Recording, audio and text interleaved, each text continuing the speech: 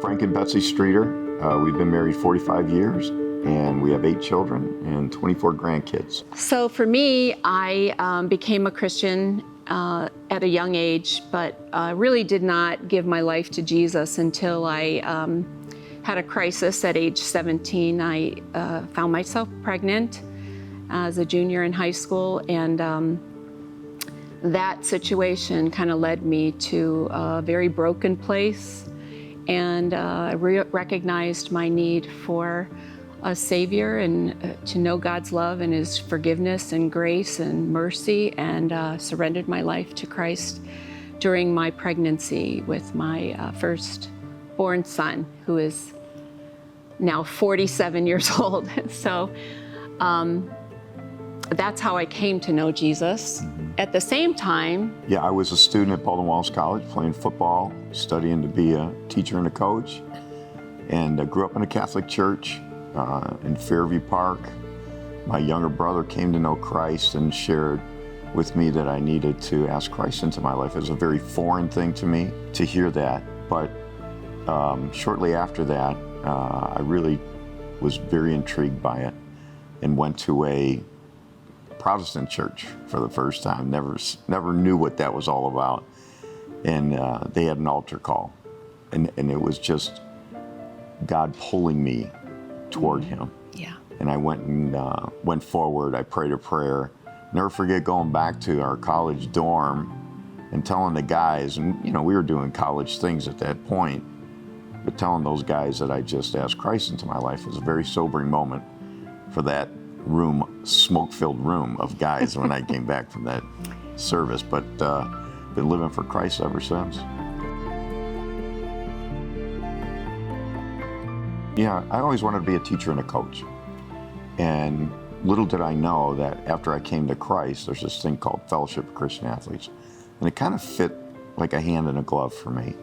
So as I started in my coaching and sharing with kids about the sport, I saw their attention span greatly increase.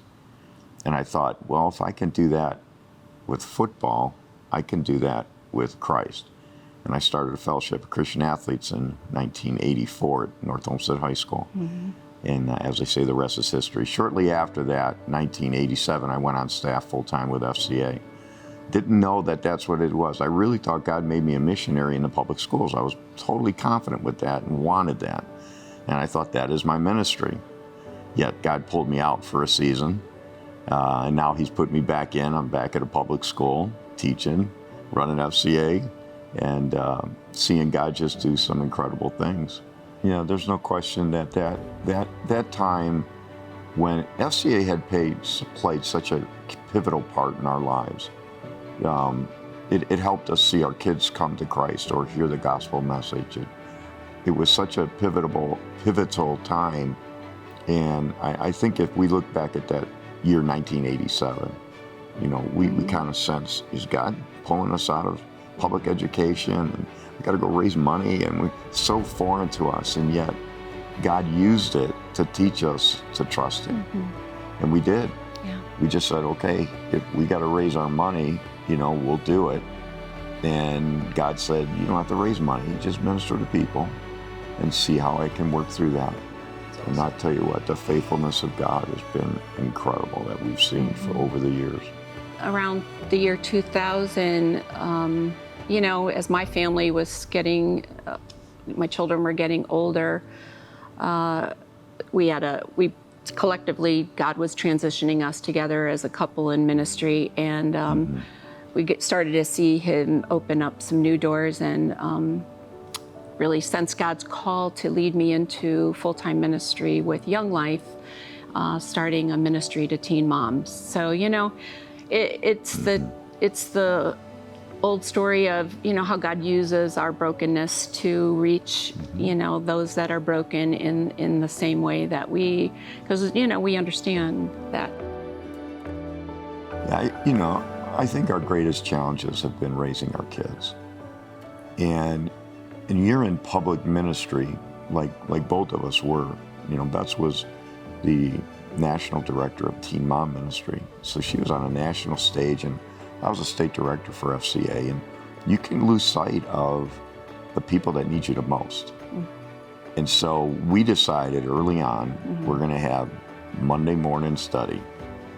And man, I told the kids, I said, I don't care how late you go to bed, but at 6 o'clock, Dad's coming to get you. And at 6 in the morning, Betsy would go down, she would make breakfast, and we'd get them all around the table, and we would do ministry there. Usually it was a proverb of the day, but it was something that I just had to do because I couldn't walk out that door and realize if I'm giving it to somebody else and I'm not giving it to my kids just as much, I don't want to lose them. I would give them one piece of advice. Watch The Lion, the Witch, and the Wardrobe. Lucy stood in that room and stared at the beavers, and she said, "Is he safe?" And Mr. Beaver said, "He's not safe, but he's good." You could trust that. You could trust the goodness of God. It comes all the way from Genesis in the very beginning, where he kept saying repeatedly, "It is good, it is good, it is good."